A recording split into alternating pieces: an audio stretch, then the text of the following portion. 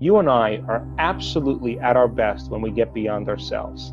The moment you become nobody, no one, no thing, nowhere, in no time, the moment you and I become pure consciousness, the moment we get beyond our identities, our bodies, our faces, our culture, our gender, our hairstyles, our wardrobes, we get beyond the things we own, the people we know, the places we lived, we get beyond our pain, our emotions, our habits, no longer trying to predict the familiar future based on the memory of the past. That's the moment we become pure consciousness. In other words, we become thought alone. And that's the moment the body is literally releasing energy. And we go from particle to wave, from matter to energy. And the side effect of that is our heart begins to open. The brain gets very coherent. The heart begins to work with the brain. We broadcast a whole new electromagnetic signature.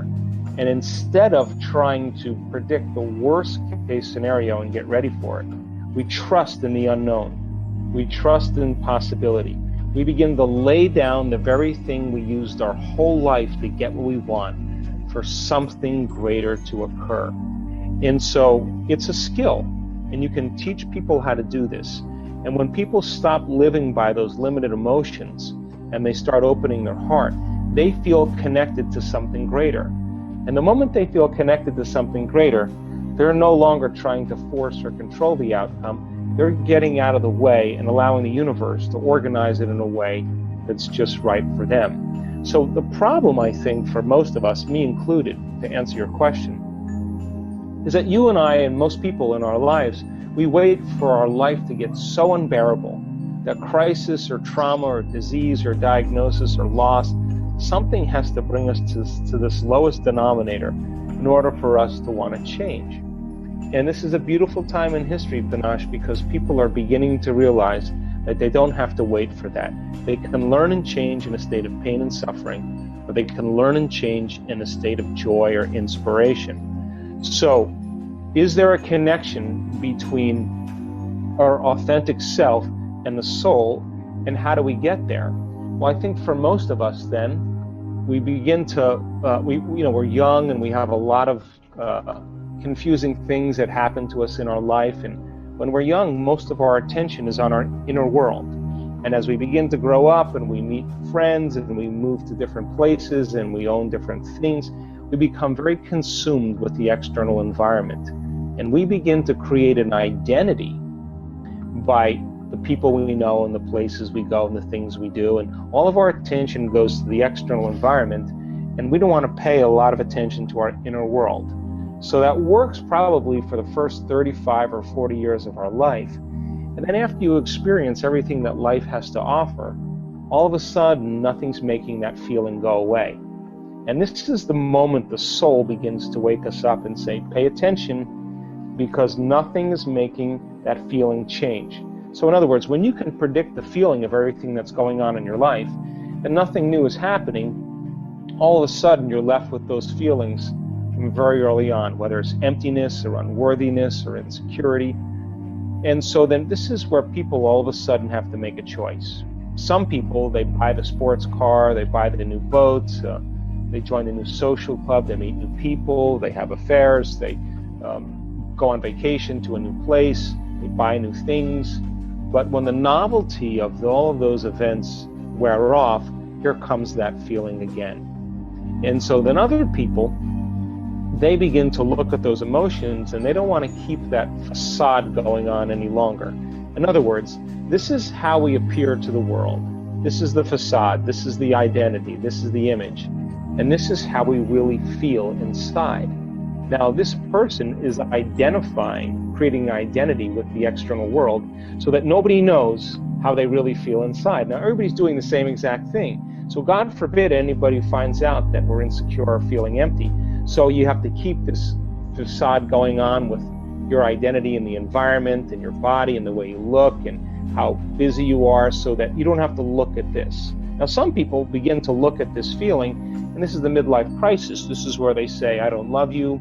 I don't know why I'm doing this. I don't like those people. I don't want to keep this going any longer anymore. And they begin to pay attention to this feeling. Now, there's not a lot of structure in our Western world to do that. So the moment people begin to lose their mind and they begin to tell the truth about who they are, they begin to break their emotional bonds with everybody in their life. That's when they go to the doctor and get Prozac, and there they go, they return right back to that person. But this gap between how we appear to the world and who we really are inside is based on the amount of emotions that we've memorized from past experiences. There's sadness there, there's unworthiness there, there's insecurity there, and we're not looking for the external environment to make this feeling go away. In other words, we start looking at how we think when we feel this way, how we act when we feel this way, and we begin to move through those emotions, and we begin to overcome them. Every time we overcome an emotion, we liberate energy, and we begin to close the gap between how we appear to the world and who we are inside, until how we appear is who we are. We've liberated all this energy. That's the moment we call transparency. And that's the moment where the person is truly happy, no longer needing anything outside of them to make them happy, but the true happiness is coming from within them. In other words, so many people confuse pleasure and happiness. And pleasure is the accumulation of things to feel good, and happiness is coming from within. So that intelligence that's giving us life right now, that's digesting our food and organizing trillions of functions in one cell every single second, and organizing DNA, that self-organizing intelligence is looking for a crack to leak out. And when it begins to leak out, it begins to consume us. And that's the moment we become like it. We become more loving. It's a loving intelligence. We become more mindful. It's a great mind. We become more willful. It's got an amazing will. Its nature becomes our nature. We become more giving. It's a giver of life. So I think when we begin to all of a sudden realize that there's nothing wrong with the accumulation of things, but I think we've been conditioned into believing that true happiness, changing everything in our external world, and true change comes from trying to do it from the outside instead of doing it from within. And I think this is, again, really important for us, because as we begin to overcome that, those limited states, the body's no longer living in the past. And that's where most of our pain comes from, is when the body's living in the past. And we've measured so many people in the process of transformation. And when they get beyond their past, they're pretty unlimited people. And the side effect of that is true joy and true expression of life, which I call the natural state of being. Those thoughts are just old circuits that have been fired and wired in the brain. How do I behave? What do I do? How do I act? What do I say? What comes out of my mouth? Now think about this. If you can observe how you're thinking, notice how you're acting, and pay attention to how you're feeling, the moment you become conscious of what you're unconscious to, it means you're no longer the program. Now you're the consciousness observing the program, and this is when we begin to objectify our subjective selves. And the more we can look at ourselves through the eyes of someone else, the more conscious we can become of that, the less unconscious we're prone to be in our normal life. So the word meditation, the symbol of meditation in the Tibetan language, literally means to become familiar with. So if you're becoming familiar with your unconscious thoughts and making them conscious, you're in a process of meditation. If you're becoming aware of your automatic habits and behaviors, and now you're so aware of them, you would never become unaware of them again.